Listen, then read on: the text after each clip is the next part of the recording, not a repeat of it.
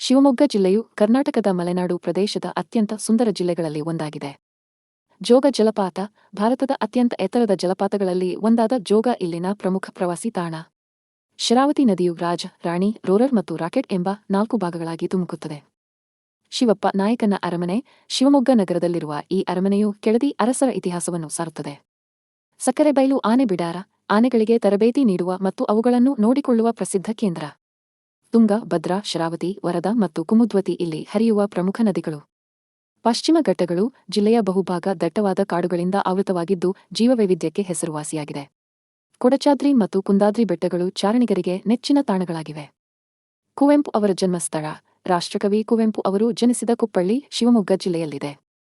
ಇದನ್ನು ಈಗ ಕವಿಲೋಕ ಎಂದು ಅಭಿವೃದ್ಧಿಪಡಿಸಲಾಗಿದೆ. ಮತ್ತೂರು ಸಂಸ್ಕೃತವನ್ನು ಆಡುಭಾಷೆಯಾಗಿ ಬಳಸುವ ವಿಶ್ವದ ಕೆಲವೇ ಹಳ್ಳಿಗಳಲ್ಲಿ ಒಂದಾದ ಮತ್ತೂರು ಇಲ್ಲಿದೆ.